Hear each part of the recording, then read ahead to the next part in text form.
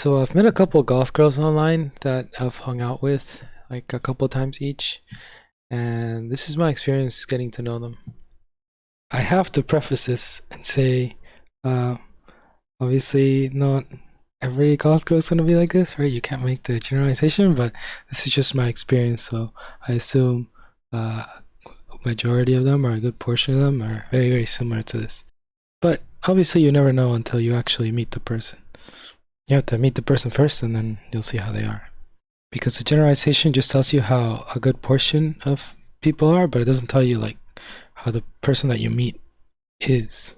So if you're meeting someone, you can't know how they are until after you actually meet them. Okay, so going into it, I think a lot of us like the idea of a goth girl. Like the way they look and act and all these things is like, yeah, let me be your shining light or something. Or let's be sat together / chill. But there's a lot more to it than just like the general look and vibe. I think one girl I talked to said there was a big difference between like just a goth aesthetic / vibe and then like actual goth people. And then she like described like all the different, because I asked her about this and she told me about all the different types of goths. So there's like pastel goth, or there's like vintage old goths. I don't know what, I forgot what it was called. But there's like a bunch of different types of goths.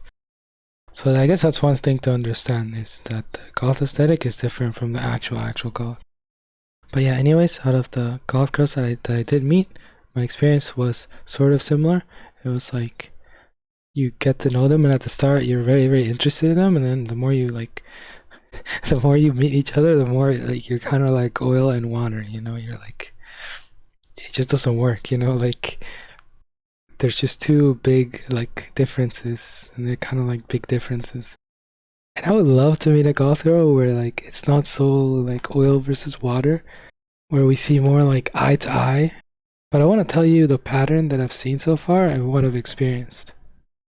So the first one is that they were all into like tarot card reading / black magic / I don't know what else there is, but in that area of like dark magic or artifacts, like they were all into that kind of stuff. And it sounds really like tame and harmless at first, but they're actually like really into that stuff. It's like a serious thing. It's very similar to how all the goth girls I met were like satanic or some form of like actual satanic, though. You think it's just like a joke, but no, it's just like an actual thing. And I'd ask them, and they'd explain to me how there's like these big misconceptions. They'd always say like there's these misconceptions, about whether it's like an actual satanic or it's just they had, some of them believed in like different mythologies, and it's just like it's something you don't hear. It's like their religion was like one of the mythologies, like for example the Greek mythology. For example, they worshipped like Hades, and how Hades is not really represented correctly. He's seen as an evil guy, but actually like they're all evil, or like he's kind of fine, or he's just a protector of the underworld. Or how being satanic is not really like worshiping the devil, but it's more like not worshiping anything, something like that. I don't remember exactly, but I remember like the feeling it gave. It's very much this idea of the individual over the collective, which we see in a lot of things, but it's like to an extreme.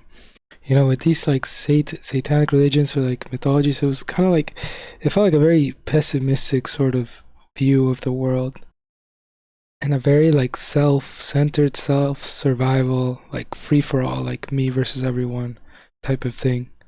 Like everyone fends off for themselves, and everyone's like out to get each other, so don't really care about other people that much either. And it was that kind of feeling that these things gave off. Like it's not, because I don't remember the specifics obviously, but I remember that general idea and what it felt like. How people say like memories fade, but feeling memory is always there. You always remember how something or someone made you feel. Even though you forget those physical memories sometimes, that like feeling memory never goes away. And it's very accurate. Another thing I found is that, well, this one was different between them, honestly. I think this one I did find different. But I felt like half of them or so, they really didn't like if you were nice to them. And it's not about like, oh, you like not being overly nice. It's just like being nice in general, because any type of nice is interpreted as overly nice. It felt like if I was nice to some of them, it felt like it was fake, like I was being fake just because I was being nice. Like with all the terrible things that happen to the world, some of which must have happened to you, how can you possibly be nice to others? It was this kind of notion that I got, that if I was nice, I was being fake. And that people can't possibly actually be nice. You know, I'm the type of person that likes to get along with everyone, you know, like if I meet someone or if I see someone, like I see no reason to be at like each other's throat or anything, so I try and get along with everyone. And I think being nice is just a part of that. It's just a part of wanting to get along with everyone. You know, if you meet someone, you try to approach it with that positive vibe, and everyone's kind of nicer to each other, you know, you make each other feel a little bit better. It's also like we're all gonna die soon, right? So you might as well enjoy our time here. You know, like why be at each other's throat or why hold stuff in when we could just be nice to each other and make it a more enjoyable experience. So it's all these things I've talked about. There's more I have to add. There's a couple more, but you should be seeing by now. There's like this really big clash between like how I see things and how they see things, and it's like this really big clash, like deep rooted, like belief based clash. You know, it's like very. It's not like the thing where like it's like opposites attract. It's like where it's way too different and too deep rooted. So obviously it can work, but it must be like a really complicated and long process, right? People's beliefs are very deep rooted and set in stone, right? Okay, so the next two things is the other one was accessories and makeup. So this one you might see it as superficial, but I think it's a very important thing that matters to guys. So goth girls tend to wear a lot of accessories and a lot of makeup. And when I say a lot, I mean like multiply whatever you think of, multiply by like 10. Okay, us guys, like, just to explain, just get some perspective, like us guys, we're not very perceptive on these things. You know, if like your hair color changes or like you wear different earrings or you change the color of your nails, like we're not gonna notice any of this. Okay, or it's just like it's not easy for us to notice.